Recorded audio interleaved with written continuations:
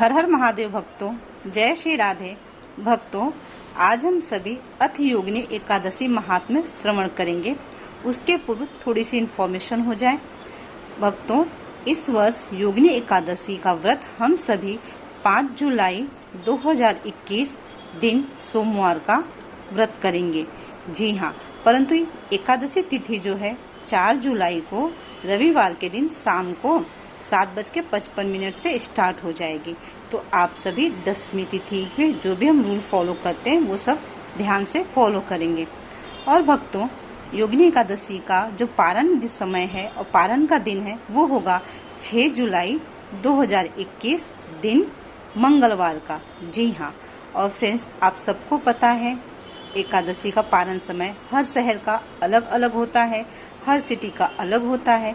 अगर आपको आपके शहर का पारण समय नहीं पता है तो आपसे रिक्वेस्ट है मेरी कि आप प्लीज़ कमेंट बॉक्स में अपने शहर का नाम मुझे बता दें, कमेंट कर दें। मैं आपको आपके शहर का पारण समय बता दूंगी। मुंबई वालों, आप सभी के लिए 6 जुलाई 2021 मंगलवार के दिन पारण समय जो है वो सुबह 6:06 से लेकर के 8:45 बजे तक का समय है। तो आप इस समय में प्रभु की पूजा अर्चना करके और पारण कर लेंगे। भक्तों, अब चलिए हम सभी योगिनी एकादशी का महात्म्य श्रवण करते हैं। उसके पूर्व हम सभी प्रभु के श्री चरणों में एक बार प्रेम से नमन करेंगे। शांताकारं भुजगशयनं पद्मनाभं सुरेशं विश्वाधारं गगनसदृशं मेघवर्णं शुभांगं लक्ष्मीकान्तं कमलनयनं योगिभिज्ञानगम्यं वन्दे विष्णु भवभयहरणं सर्वलोकैकनाथं। मङ्गलं भगवान् विष्णु मङ्गलं गरुडध्वज मङ्गलं पुण्डरीकाक्ष मङ्गलाय तनोहरि। अथ योगिनी एकादशी महात्म्य। धर्मराज युधिष्ठिर बोले, हे जनार्दन, अब आप कृपा करके आषाढ़ माह के कृष्ण पक्ष की एकादशी का नाम तथा महात्म्य क्या है सो सब वर्णन कीजिए। श्री कृष्ण भगवान बोले, हे राजन, आषाढ़ माह के कृष्ण पक्ष की एकादशी का नाम योगिनी है।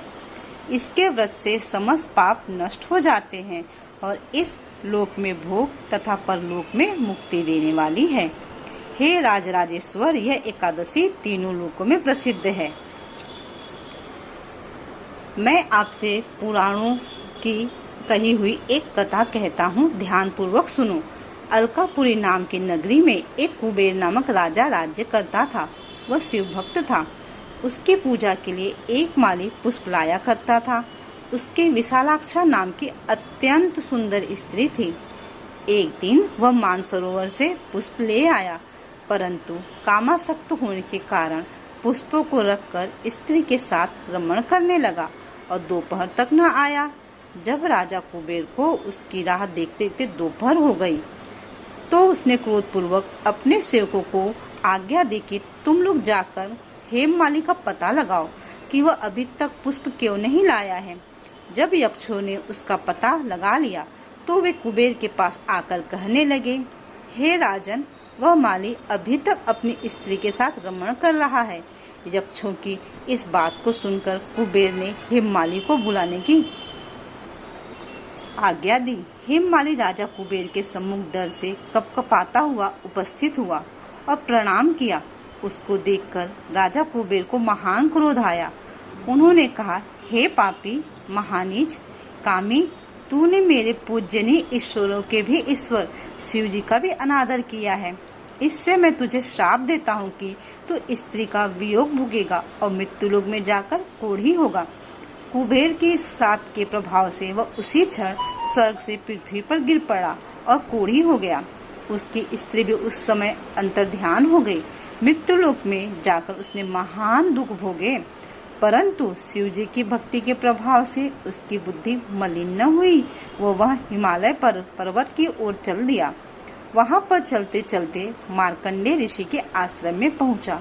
वह ऋषि अत्यंत वृद्ध तथा तपशाली थे। उनको देखकर हेममाली वहां गया और उनको प्रणाम करके चरणों में गिर पड़ा।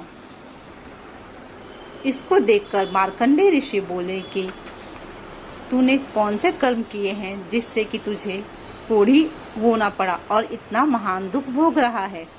इस पर हेममाली बोला, हे मुनि, मैं यक्षदान कुबेर का सेवक हूँ। मैं राजा की पूजा के लिए नित्य प्रति पुष्प लाया करता था। एक दिन अपनी स्त्री के साथ विहार करते करते देर हो गई और दोपहर तक पुष्प लेकर न पहुँचा। उन्होंने मुझे श्राप दिया कि तूने अपनी स्त्री का वियोग भोग और मृत्युलोक में जाकर कोढ़ी बन तथा दुख भोग। इस समय कोढ़ी हो गया हूँ और महान दुख भोग रहा हूँ। अतः आप कोई ऐसा उपाय बतलाइए जिससे मेरी मुक्ति हो। इस पर मार्कंडेय ऋषि बोले कि भाई, तूने मेरे सम्मुख सत्य वचन कहे हैं, इसलिए मैं तेरे उद्धार के लिए एक व्रत बताता हूँ। यदि तू आषाढ़ माह के कृष्ण पक्ष की योगिनी नामक एकादशी का विधि पूर्वक व्रत करेगा तो तेरे सभी पाप नष्ट हो जाएंगे।